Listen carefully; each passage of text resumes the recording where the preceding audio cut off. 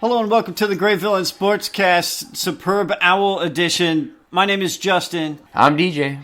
And on this episode, DJ and I will be discussing the Chiefs-Niners Owl matchup, which is just finishing up right now. There is 29 seconds, 23, 20-something seconds. We are talking about the Seahawks offseason plans.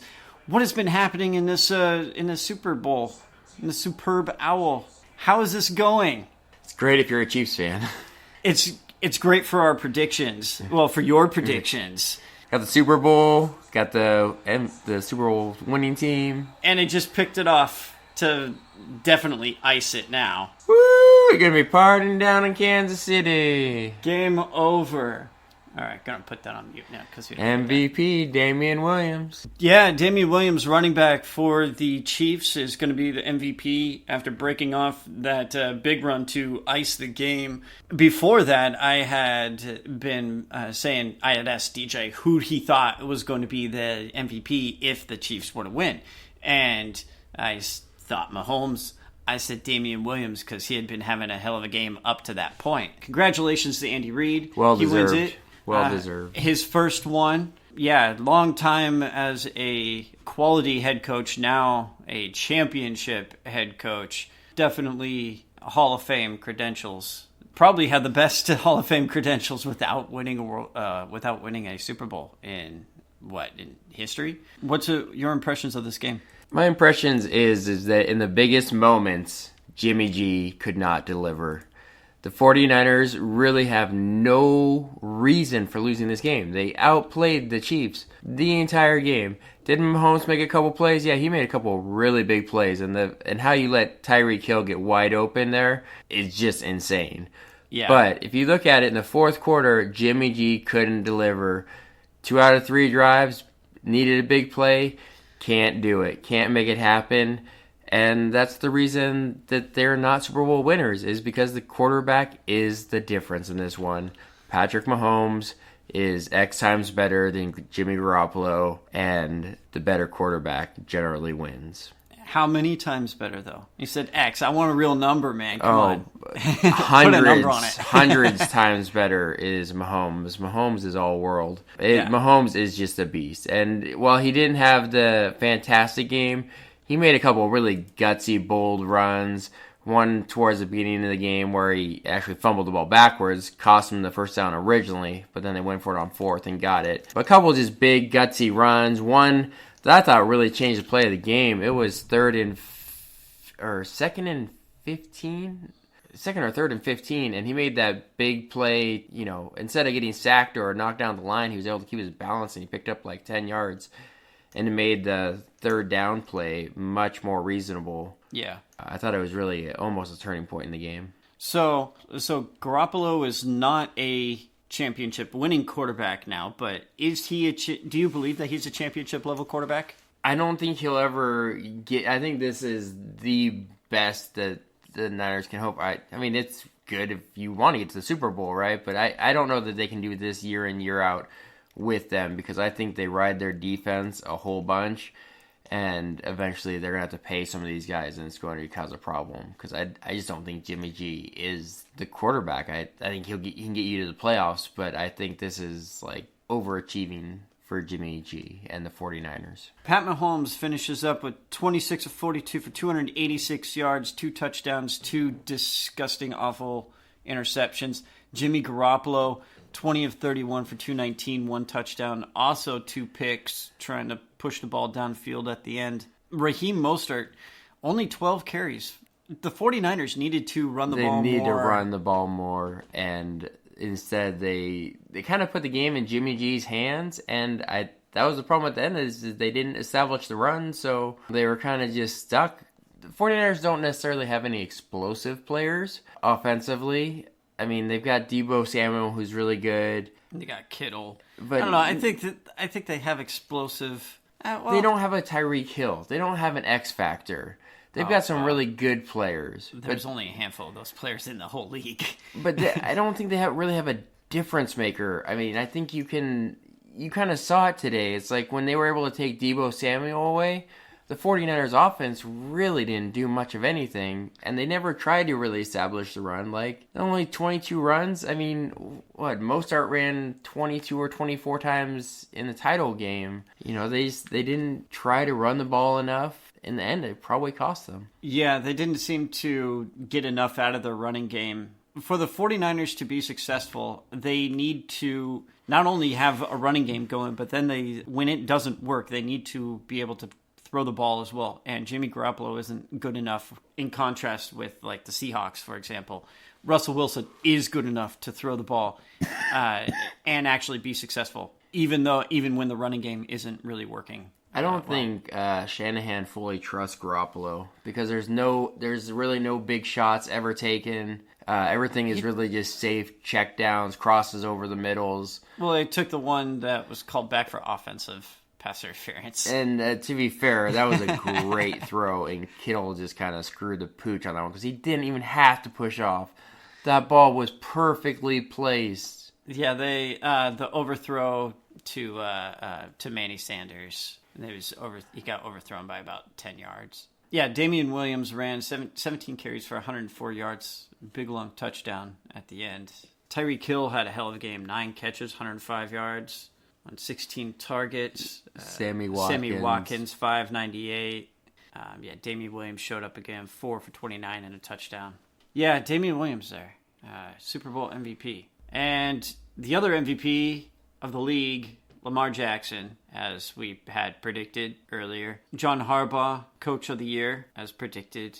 So got those right. I didn't get my Super Bowl picks right at all. Unlike you, you even got the Super Bowl winner right, man. And my prediction score wasn't actually that far off. I thought it was gonna be 35-24 Chiefs, and it ended up being 31-20. So I your feel whole like playoffs were right on. We're pretty close, but really, the Chiefs had no business getting to 31 points because the 49ers just gave it away.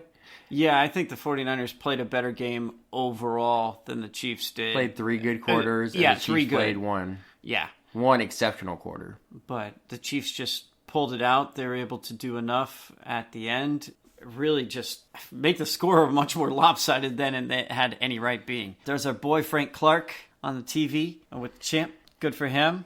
Happy for Frank Clark. Happy for Frank Clark. We had rooting interests. Or Richard Sherman, and it's like Frank Clark or Richard Sherman, man.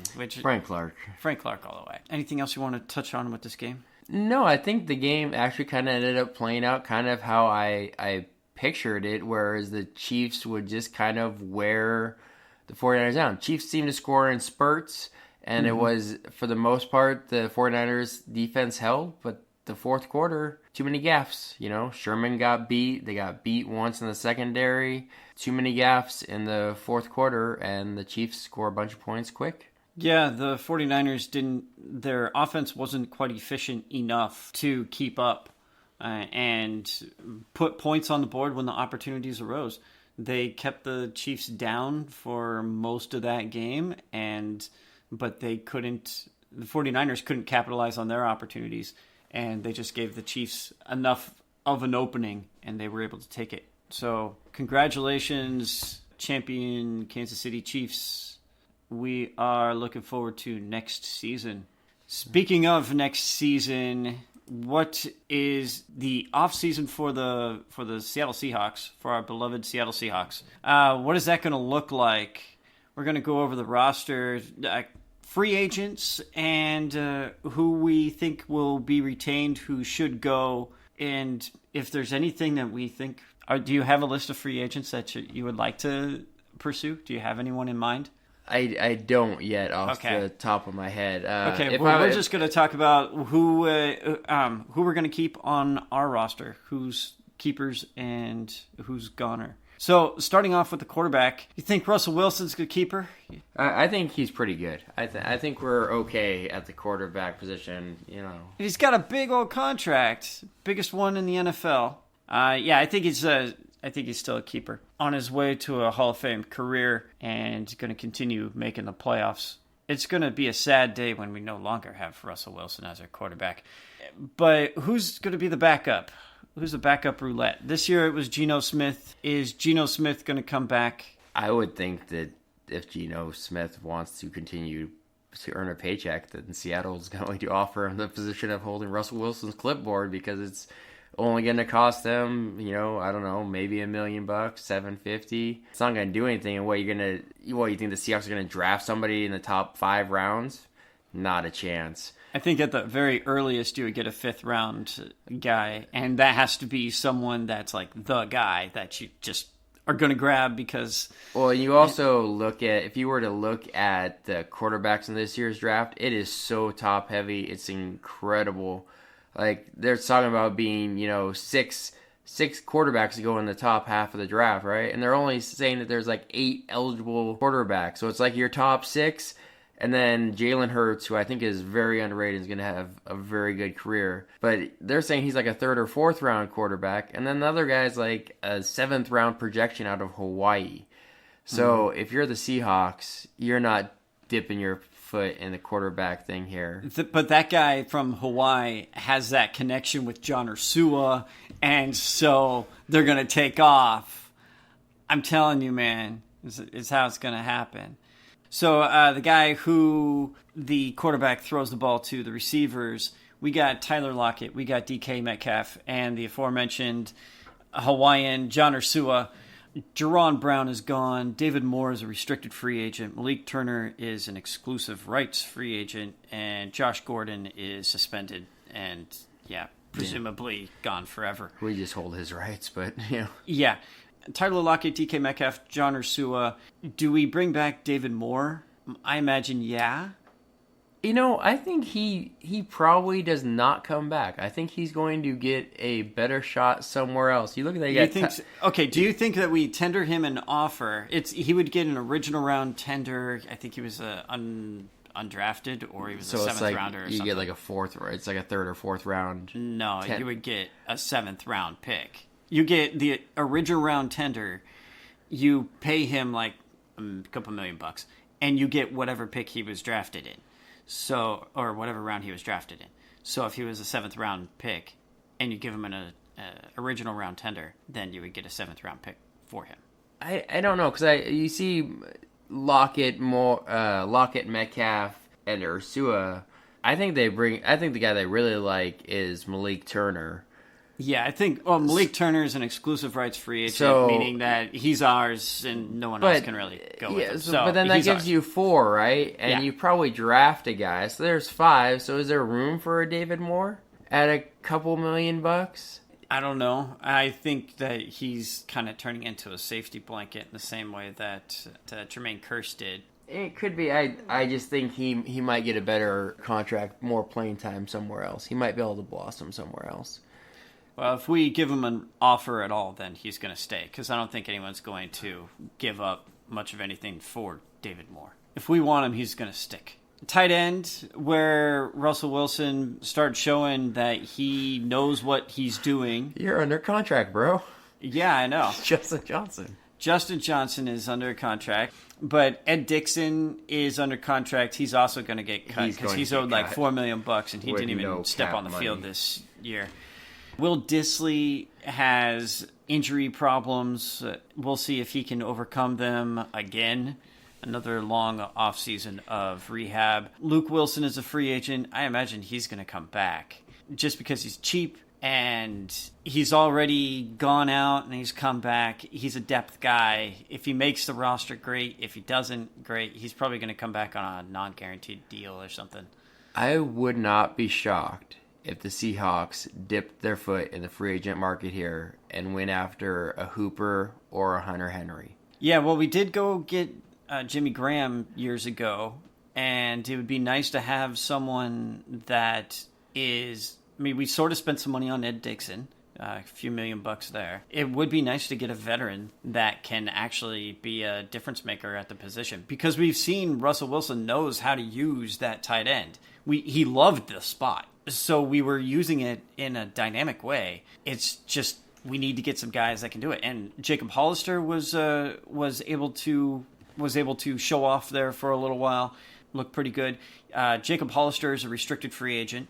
Tyrone Swoops, who's never done anything, an exclusive rights free agent, he's probably gone. So our tight end position, I imagine, to be Hollister's coming back, Disley's coming back, and either a draft pick or a big-time free agent signing. I think they're going to try and give Russell Wilson that extra target, extra weapon. I would not be surprised if they made a big move for either Hunter Henry or Austin Hooper out of Atlanta. Yeah, that could be interesting. Because when you think about that, when Disley was healthy, he was really good. You pair him with like another big-time thing, plus you've got Metcalf and Lockett. Yeah. And then you got your running backs of Carson and Penny. Well, we'll see about who our running backs are. Wait until after the O-line. We're going to get to the running backs. Yeah, we have a pretty nice group of guys that can receive the ball and move it downfield. Next up, the offensive line. We got Dwayne Brown coming back. He's under contract. He's getting old, though, but he is a fixture at left tackle. DJ Fluker's still under contract at guard for one more year. Justin Britt is under contract, but at $11 million or so, I'm not sure that he's coming back. At the very least, he needs to get restructured. Ethan Posick is still under contract. He finally showed up and actually did something positive in limited exposure. We'll see if he can actually show up, but he was a center, and so he may end up taking over that spot because he's not really big enough to play guard where they've put him in at other times, and he just gets blown off the line. Jamarco Jones is not really athletic enough to play tackle, but that's where he played in college. They put him at guard. He kind of is too small. So maybe he picks up some weight. And Phil Haynes, a guard who is constantly hurt. Free agents, Jermaine Ifedi at right tackle. He's likely to go away because he's going to be really expensive, even though he's not all that great. Mike Iupati could come back, though he's kind of old. He may retire. Joey Hunt is a restricted free agent. He played center down the stretch for us. He's kind of small and not that great, but he would come back cheap. George Fant doesn't have a lot of experience, but he may end up being just too expensive, and someone takes a chance on his upside. Jordan Simmons is an exclusive rights free agent, also can't stay healthy. Jordan Roos, also exclusive rights free agent.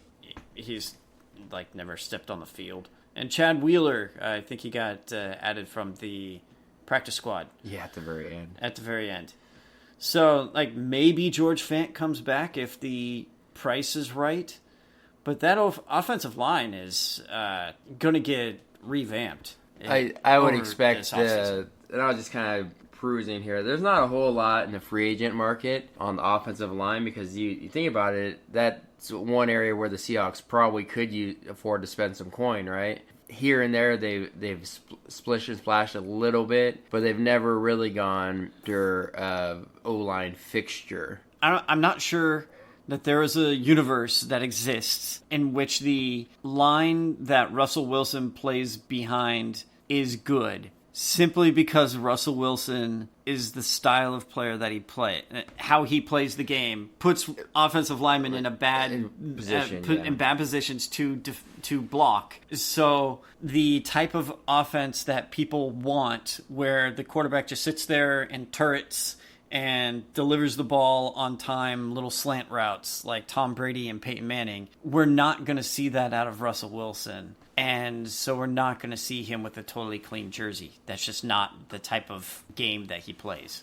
If I'm looking at this, you're going to see an O-line that's going to be drastically different over the next couple of years. Right? Yeah. I mean, Dwayne Brown, while I've loved Dwayne Brown and I love that trade, it was one of the better trades that's gone down. He's been worth every penny. He's getting old. He's still going to be there next year.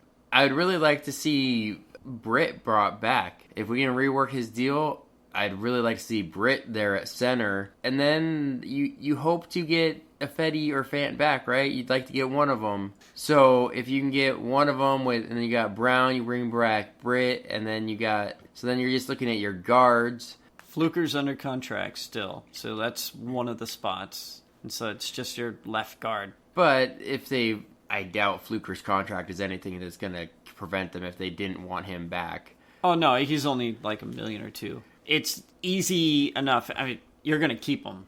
I don't see the world where you end up cutting Fluker. I don't think he was ever the problem. You are spending some money on some guys that really haven't lived up to it, though. You do have some extra cash. How comfortable do you feel giving a Fetty or Fant like a big contract? I don't. Of $8 to $10 million. I'm not going to give it to a Fetty, and I know that he's already going to get something like that, probably more. And Fant, I was hoping that he would be hidden enough to where someone would have to have balls of steel to be giving a deal of that magnitude, one that would scare away the Seahawks. Because the Seahawks are the ones with the best knowledge of what Fant can do. Sure. And so they can gauge his value the best. And if someone, but because of the offensive line market, someone else is going to come in and blow him up. Are the Seahawks willing to go that far? Or do you let both Fetty and Fant walk, and then you have to go with either Jamarco Jones, unathletic Jamarco Jones, fell to like the 5th round because he can't move, or do you go with rookie draft pick because that's all that you're left with? Or you go spend money on some other guy because, and it's like, well, why would I? If I'm going to spend money, I should just keep my own guy. So the best rated free agent tackle is, and that's interesting, is Jack Conklin, tackle out of Tennessee. Yeah. Tennessee's gonna have a lot of spending issues here with Tannehill, Henry, and Conklin. Yeah, they're gonna have to let something go. I don't know. If I'm Tennessee, I probably sign Henry and I sign Conklin and I roll the dice and try and find another quarterback because Ryan Tannehill's not that good. If Tannehill can adequately lead my offense, then I hope I can find someone else that can adequately do it too. I mean, you did have Marcus Mariota, and he was a former 2nd overall pick. So, I mean, it's got to be the worst thing ever to be like, hey, the thing that was holding our offense back was that 2nd overall pick. No. Like, how do the Bears feel right now too? Like, hey, we would have nothing wrong with our team except our 2nd overall pick quarterback.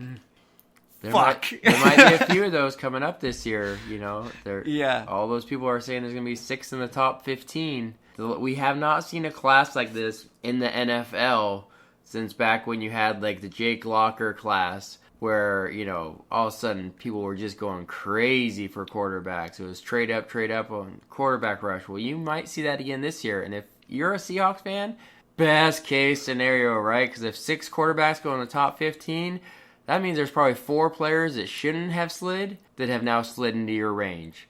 So if you're a Seahawks fan, you're hoping teams go crazy for quarterbacks. Yeah, but we're going to trade down anyway, so it doesn't matter. Still, there's people sliding, so there's no eventual end here necessarily. There are going to be people. Well, hey, at least if we're going to trade back, we'll probably be so far.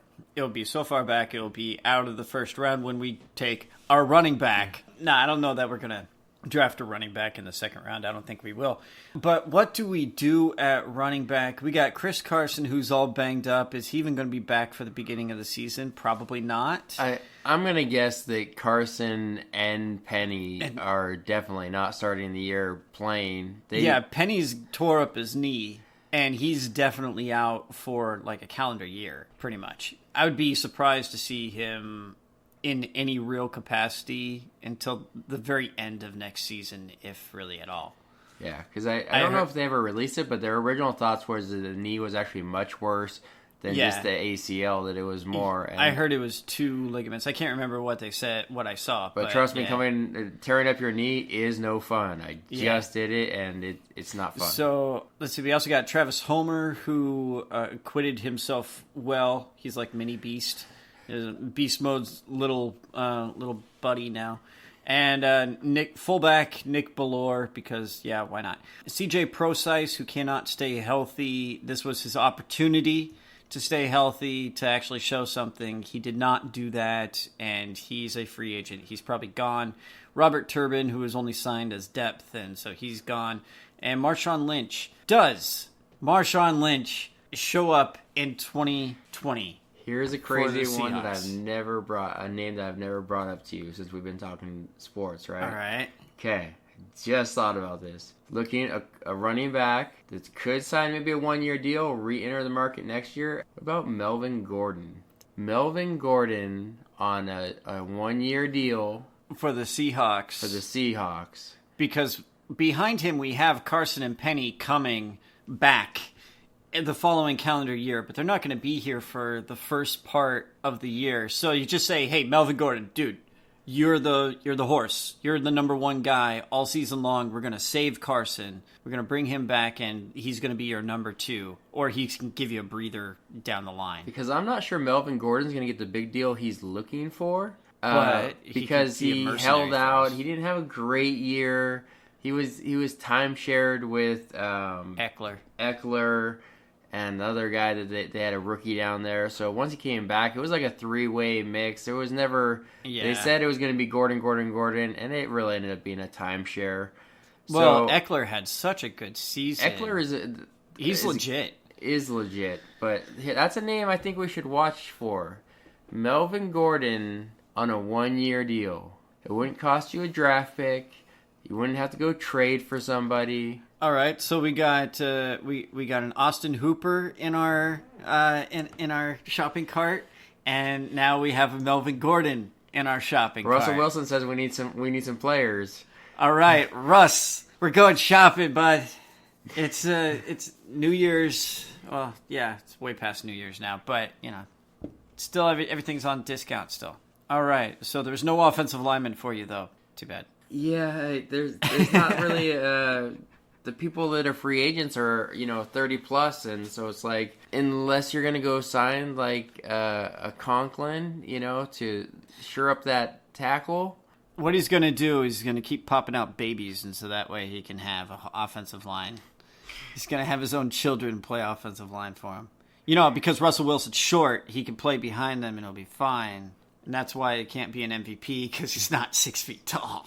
Can't see. He can't see over his line. Maybe with babies, though, booster seat. He can see over the line. Oh, man. So, the defensive line, we saw the emergence of Rasheem Green at the end of the season. That was really nice to see. Last year's 3rd-round pick. Poona Ford is a beast, undrafted free agent. He's great. He's still under contract. This year's 1st-round pick, LJ Collier, did nothing. Nas Jones, who I think was on injured reserve all season, he's still under contract, but he hasn't done anything outside of like a couple games a few years ago. Yeah. So, Nas Jones, yeah, dude, whatever. Free agents, Jadeveon Clowney, Jerron Reed, Quentin Jefferson, Ezekiel Ansah, Brandon Jackson is a restricted free agent. Big boy Al Woods, Dakota Watson, and Brian Monet is an exclusive rights free agent. How would you approach Jerron Reed? Jerron Reed, I think, is going to end up with a 1-year deal. He didn't come back and put up the big numbers. Maybe it's because he wasn't in football game shape, after missing the first games due to a suspension. Never really got back on track. Flashed a couple times, but nothing really significant. Nothing like the year before when he put up, 10 sacks. 10 sacks in the middle. Yeah. That was a disruptive force. Yeah. I think he ends up coming back on a 1-year deal. Would you transition tag him, or do you think he would, or do you think they just come to an agreement, Seahawks is it in the best interest for the Seahawks to try and lock him up, or do you think it's in the best interest for both parties here? I think the best interest is just to let Reed go out and establish his value, right? I mean, we don't know what his value is. Some team could just go out and blow him out and give him a big deal.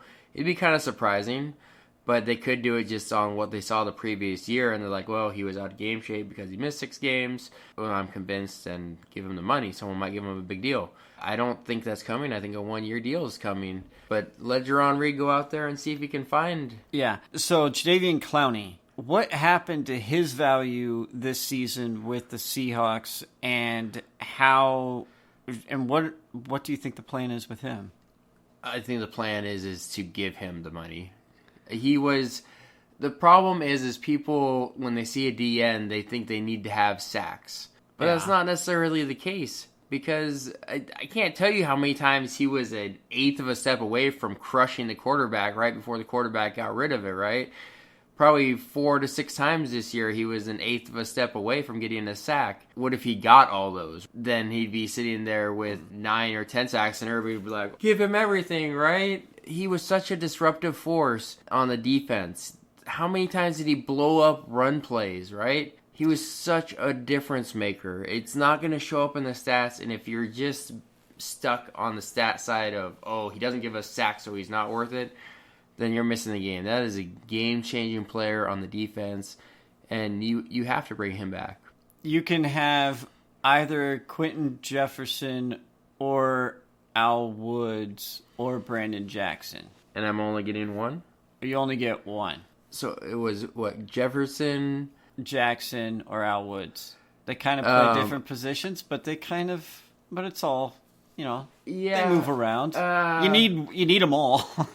It's a reason, I don't know if there's a reason why any of them or all of them can't come back. Al Woods is going to get a little bit of ding because he's still suspended for like a game or two to start next year. He's also old. But what is Al Woods really going to get? He got like $1.5 million or $2 million to be the run stuffer? Yeah, well, I think you would just go get a different guy to do that. I don't think you need him. I mean, it's like Al Woods isn't special enough to like, oh, God, I have to have that guy. Oh, I'm not saying that I have to have Al Woods specifically. Al Woods' shape is easily found amongst other players. The Al Woods-sized hole is filled. It's a big hole, but it can be filled. Is it at the Snickers hole? He might actually fill that hole. The whole thing. So I guess I would say Quentin Jefferson is the guy I would bring back if I could only have one. If I would rank him, I'd say Quentin Jefferson, then Jackson, then Al Woods. Ziggy Ansah. Gone. Give me my $9 million back and go away. Thanks for nothing. Yeah, I really liked Ziggy Ansah a couple years ago and really wanted him on the Seahawks, and I was hoping that he would be something special this year, and nope. Wow, I got that one wrong. Hey, Ziggy Ansah, tell me where you want to play, and I will send some edible brownies to the GM of that spot. Maybe we can get you a deal. Yeah, and some hookers and blow. I think hookers and blow works better. So Dakota Watson is probably off and on signed when we need someone to fill a spot. You're an extra body, and Brian Monet is just mostly an extra body. So if they're sticking around, then fantastic, good for them. So we need some help on the defensive line. We do. I think it is pretty evident that you need to re-sign Jerron Reed, and you need to re-sign Jadeveon Clowney, and you need to continue to try and draft interior linemen. Where in the draft would you grab a guy, or where are you looking between what rounds would you find good value?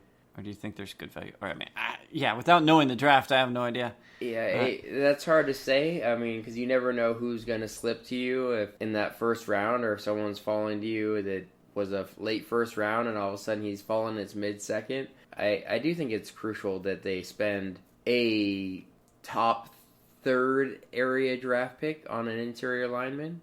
I do think they need to draft and spend some capital there and continue to stay young, because while we are the fourth youngest team, I mean, you look at that, I mean, you got Al Woods and you got some age on that just to kind of fill spots. So I would say within the first 3 picks, they should probably spend some draft capital. Yeah, well, after they trade back several times. So our first pick is in the 4th round. But speaking of old man, KJ Wright and Bobby Wagner, does KJ Wright come back next year on a $10 million? I think it's $10 million. Pretty sure it is. I wouldn't be surprised if they ended up coming to some kind of turning this into a 2-year deal to spread this money out a little bit, get him another year, but we're going to lower that base from $10 million down to, I don't know, $6 million. I don't see KJ Wright going anywhere. He's the longest tenured Seahawk, and he's one of my favorites. And he should finish his career as a Seahawk. Absolutely. Him and Wagner. He's a dark horse. He's a dark horse Ring of Honor player in my book. KJ Wright's one of the best, one of the most unheralded in a group of star players. But your linebackers, I'm feeling like you're in pretty good shape, right? Well, you got Wagner and you got Wright, and you saw Barton at the end of the year. After that first game, he kind of got into his zone, and the playoffs, he was really good. So you've got those three, plus you got Ben Burke-Irvin and Shaquem Griffin coming off Griffin. Shaquem Griffin might be playing end now, and just as a rush end. But you'll draft another linebacker too. Yeah, I don't really like carrying 6. But I also heard that Coach Carroll wants to bring back Michael Kendricks again, and I don't see the point of that one. I'm sure he would like to bring back Michael Kendricks, but what would be the point? All you're doing is kind of snuffing out Cody Barton, right? You got to find playing time for some of these guys. So otherwise, you're just young for no real reason. I mean, you're just stashing your young, so it doesn't really make sense. I like what Kendrick has brought and appreciate him in the last couple of years. It's been a big help. Yeah, but he's got to move on. At this point, we need to let Barton there, and you do need to eventually find a replacement for KJ Wright, right? Yeah. So moving on to the secondary, the corner spot. So we got Shaquille Griffin, we got Trey Flowers, and Ugo Amadi. I think we need to get a guy that we can slot in front of Trey Flowers. I want Trey Flowers to be our third corner, not our second. I definitely see them bringing in some competition. And it could depend on, where the money falls if they don't get everybody re-signed. Would you be shocked if they went out and if they missed out on other targets and they spent money on a corner?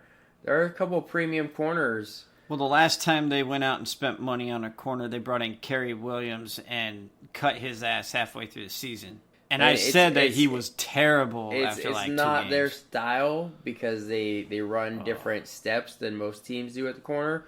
Yeah, so I can see them drafting a guy and putting him in front of Trey Flowers because Trey Flowers just hasn't quite got it yet. So the free agent's Nico Thorpe. Does Nico Thorpe come back? He's just a special teams gunner, pretty much. Gunner, he's coming back. He's comes in like $1 million, but they seem to love him. So I don't know.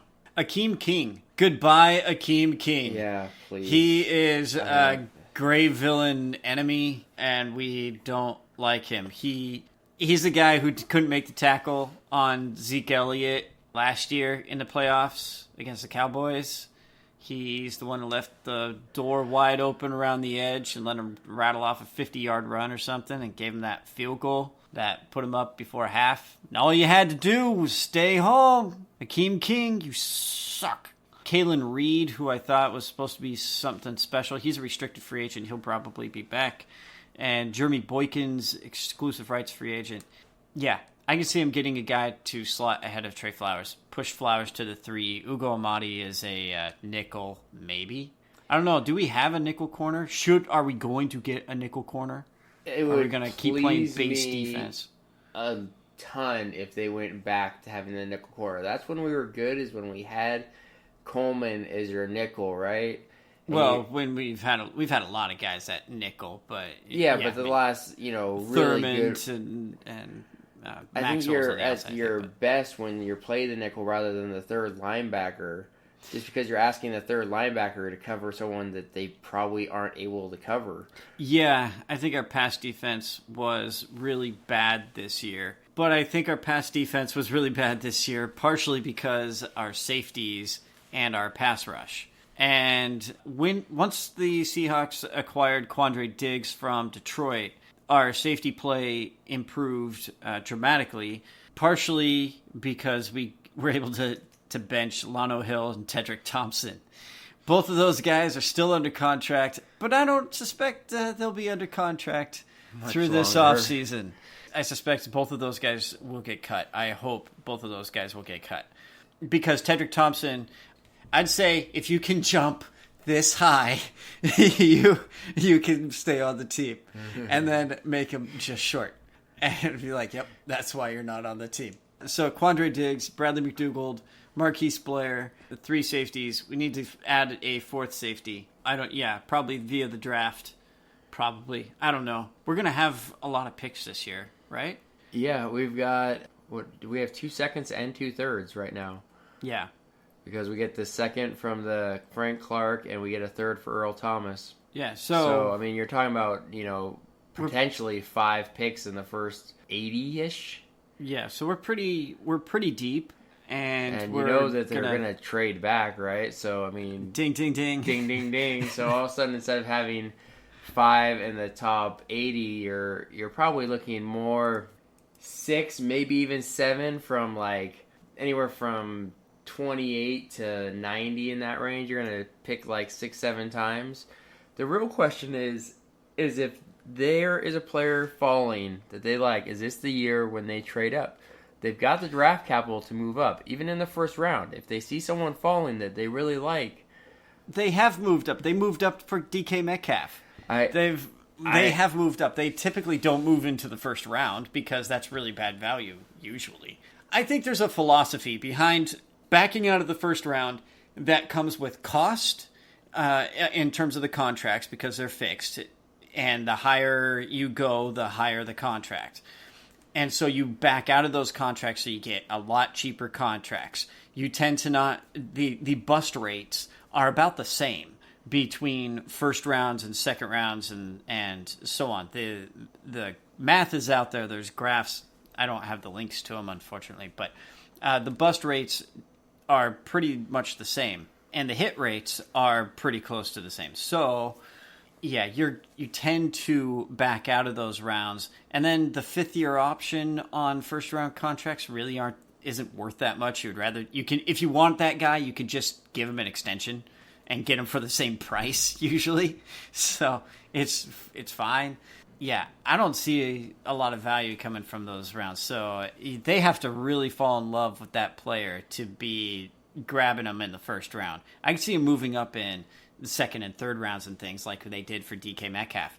But I can't see it in some of these in the higher round, in the first round. No, that's the one that we back out of. And I think it's a philosophy that to me, it makes sense. I mean, someone's got to draft in the first. So that's why, I think if you would ask them, you'd say, would you prefer to draft in the first round? I think a lot of GMs would probably say no, they don't want that contract. But someone's got to do it. So you're like, well, shit. I get my guy. I mean, that's great. But now I'm stuck with him on this big contract that I don't necessarily want. I don't know if that's true or not. But if a GM would like to come and talk to us, talk to me. We have open ears. Yeah. Right, I got questions, check my man. calendar here. Yep. Yeah, I can clear some space for you on my very, very busy schedule. Our special teams... I don't know. Did Jason Myers hit enough field goals for your taste? He was okay. I mean, he had that one little stretch there, but Jason Myers is fine. And Michael Dixon. Michael Dixon actually rebounded after a really rough 3 to 4 games to start the year. Where That's it was true. Looking like he was awful and he had forgot how to kick the ball. Yeah. He actually had a really strong second half, even 3/4 of the year. Yeah. Speaking of kickers, I think people forget that we narrowed the uprights a few years ago in order to make kicking harder, and then kicking got harder. Imagine that. And then all the kickers keep getting cut. And so it's like, oh my God, he missed a field goal. Missed the extra point again. And it's the like, kickers well, are gonna revolt. They're going to want out of the union because they're like, the union screwed us.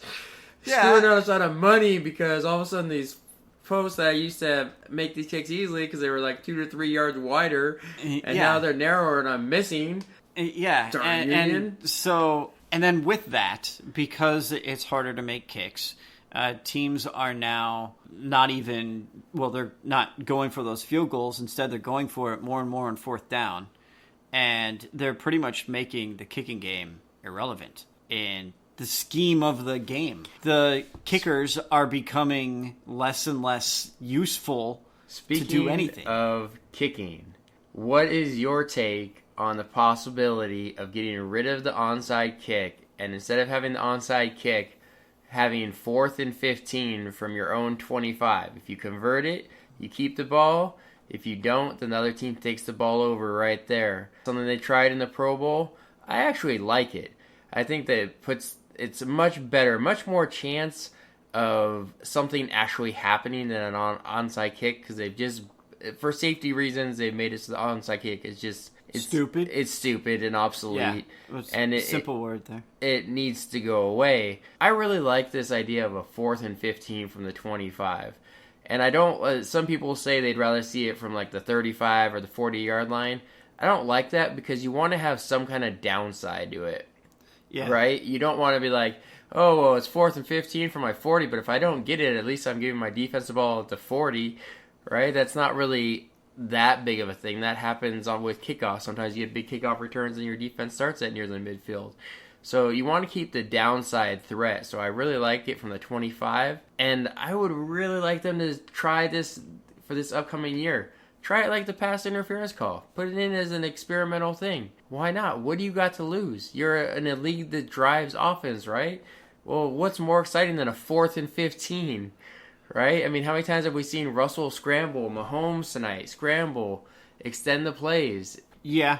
Well, 4th and 15 from the 25. If you don't make it, you give your opponent the ball very close in field goal range automatically. And are there any restrictions on when you can do the onside on this 4th and 15 play? Not that I've heard of. I've heard it's just basically taking the spot of an onside kick. So, I mean, if you were... And you can do an onside kick whenever you want. So, sure, why not? I don't think there should be any restrictions to it, because you want the penalty of failure to be the reason why you wouldn't do it in a normal game situation. It's only desperate situation at the end of the game that you would be you'd be pulling this out and saying, hey, whatever, if they kick another field goal, like, big deal. Yeah, and in which case that's why it has to start at the 25. If you said, oh, okay, well, you start at the 40-yard line, and then if you get your 4th and 15 from the 40, and if you get it, then good for you. But if you don't, then your opponent gets the ball at your 40, and it's like, well, why? No, it should be a further penalty than that. So why don't you give it to them at my 25? Yeah, because you want there to be the deterrent in there. The penalty itself is the deterrent. You don't need rules to restrict it. I think, because then it's not really a penalty. If it was at the 40, it'd be gone for quite a bit. Everyone would do it, yeah. You're just like, whatever, I'll rely on my defense to stop them. What are they going to do? Kick a field goal? So I'm for that, and especially because we got rid of the onside kicks, we made kickoff stupid. And maybe we should just get rid of the kicker altogether. I don't know. That's probably in the future at some point, because it's such a weird part of the game. It's like the whole game is running the ball and passing the ball, and then like these weird guys come out and kick. These white guys, it's like sometimes they have red hair or whatever. They're kind of weird. They're small. Sometimes they're like 40. They're hella old. And it's like, what are these guys doing? And they're making millions. Yeah, and you have to keep them on your roster. And so if you can get a team, like if you can somehow game the system, game the game to where you could actually use that extra roster spot, not even roster a kicker, but so that way you just never have to kick. And you get things in your favor, or at least the averages to about average outs, where, it's 50-50 one way or the other if I was kicking or not. So I'm just going to, like, get rid of the kicker, use that roster spot for something else. For, like, my third-string quarterback or something. I don't know. Got to carry that guy. Everyone needs a Taysom Hill. So, yeah. I don't know. Anything else we want to touch on with the Seahawks? Not necessarily the Seahawks, but I do want to bring up football's not over.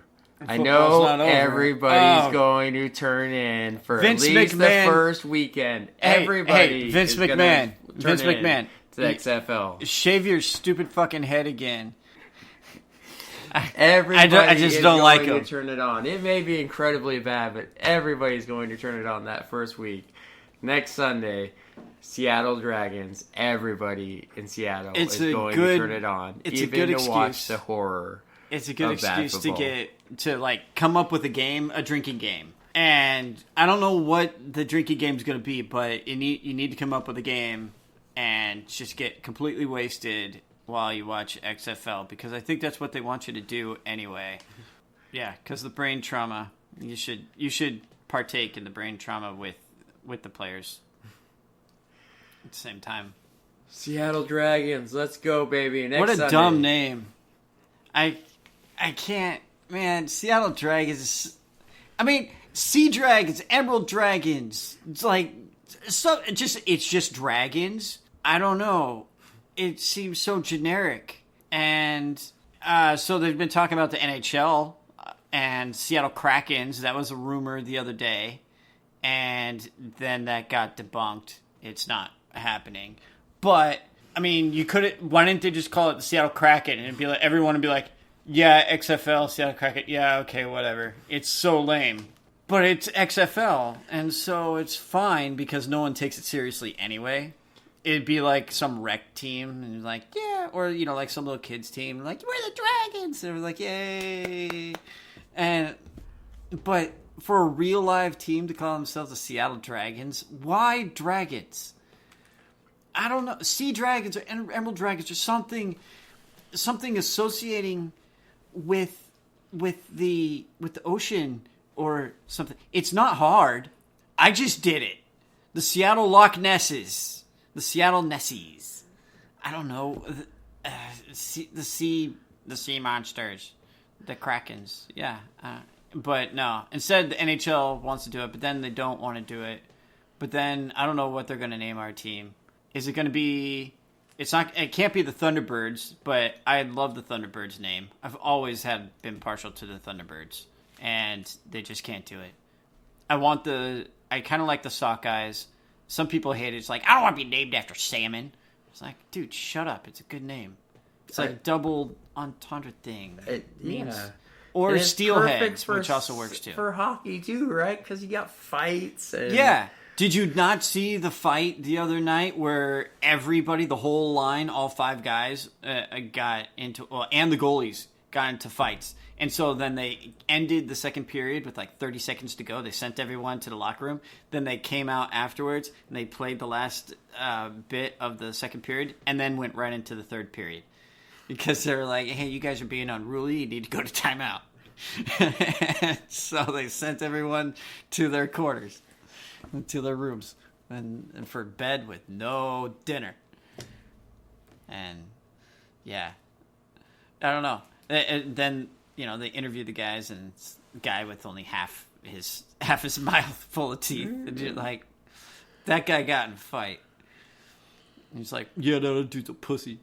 It's like, whatever, man. Yeah, I can tell. Speaking of pussies, man, was that some great ass shaking by the halftime show tonight?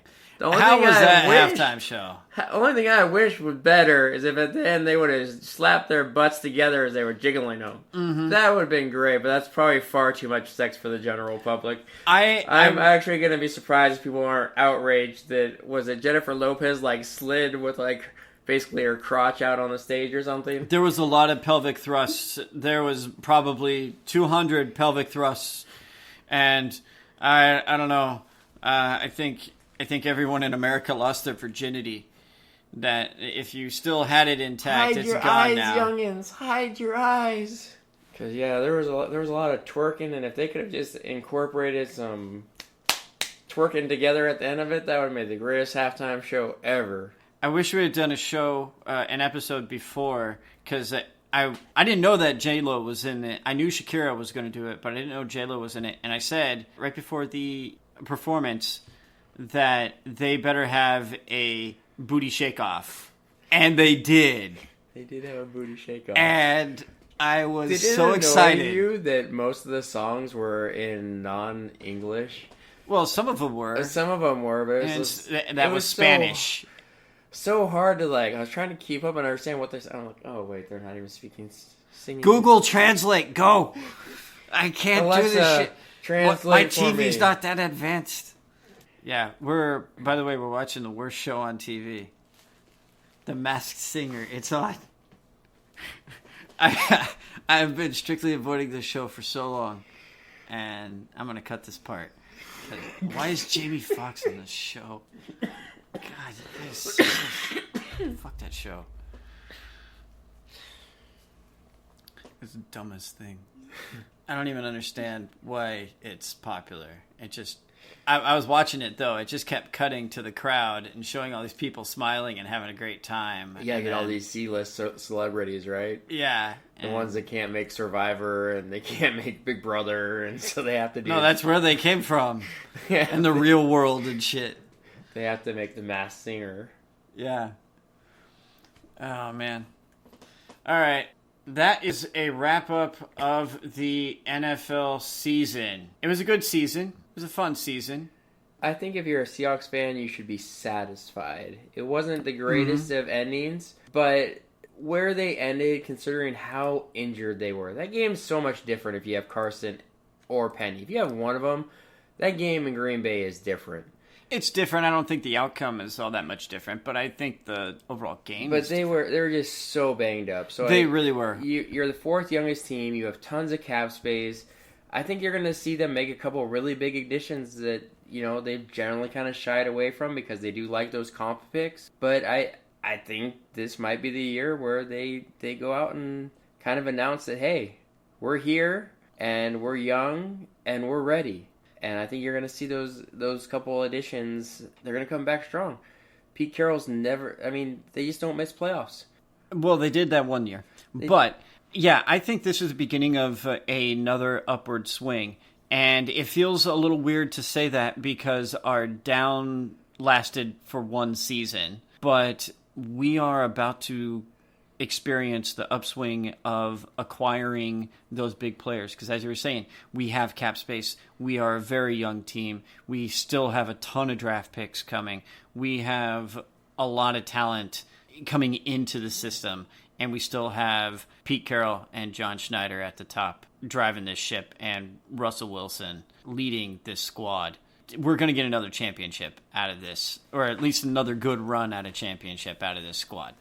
I do think you're at the beginning of a run where, there's teams like the Chiefs and the 49ers. They are really kind of hurting cap-wise going forward. I mean... Usually a lot of these teams... Can the 49ers actually re-sign Manny Sanders? Because probably not. Their cap space is limited. And well, so many of these teams that end up in this spot right now that, they get to the Super Bowl because they've maxed out. They've finally made it there at the end of their window. They had a window that was like 3 years, maybe 4, and they finally got there in year 4. And now they have to let it all fall apart because they had that window. They finally got enough talent, enough critical mass, but it took them maxing out. And the mark of a dynasty is one that can do it. You can get the talent and still have it young enough to repeat for a couple seasons, like we did a few years ago. If they don't re-sign Manny Sanders, not only is it a loss, but they're giving up a third and a fourth next year for him. Yeah. And they've already traded their second for D Ford. Yeah. So, I mean, they're kind of hurting draft capital-wise. That's what I'm saying, is that they blew their wad in this year. And so they're in the last year of their window. And so they can't add more, and they're going to start subtracting talent, and they're going to have a tough time maintaining this level of play. So, yeah, the 49ers are probably going to sink back. I mean, that's the nature of it's the nature of the NFL. I mean, unfortunately, there's just not many teams like the Patriots that can sustain the level of success to like what the Patriots did. So yeah, there's always going to be. Well, the Patriots are an anomaly. The Seahawks, I'd say, are a bit outside of the norm as well. Just maintaining success for that long is just so hard to do. Yeah, maintaining success for nearly a decade is really hard. When you're in the playoffs, every year basically, Russell Wilson gives you that chance every year, and you've got Pete Carroll and John Schneider, and they continue to surround him. And I think this might be the year where they go out and spend the big bucks. Well, they have to spend big bucks just to keep this band together, just to keep this core. Sure. Otherwise, like, if you let Clowney and Reed go, and it's like, okay, now you got all this money, you're going to swim around in it like Donald Duck, or are you going to spend it? Because, Scrooge McDuck, not Donald Duck. Donald Duck didn't swim in money. I don't think Donald Duck swam. I don't think so. I mean, DuckTales. Yeah. So, yeah, you're going to swim around like in a bunch of money like Scrooge McDuck, or you're going to spend it on something. And what are you going to spend it on? Well, Jerron Reed or Jadeveon Clowney might be two pretty good choices. I don't know. Just throwing them out there. So, we got some other ideas too. Come talk to us. Come talk to us on Facebook. It's Great Villain Podcast. Twitter at Great Villain Pod. YouTube, Great Villain. So like, comment, share, subscribe, hit the notification button. You got a burning question, leave it on the comments. Take care of y'all chickens. Laters.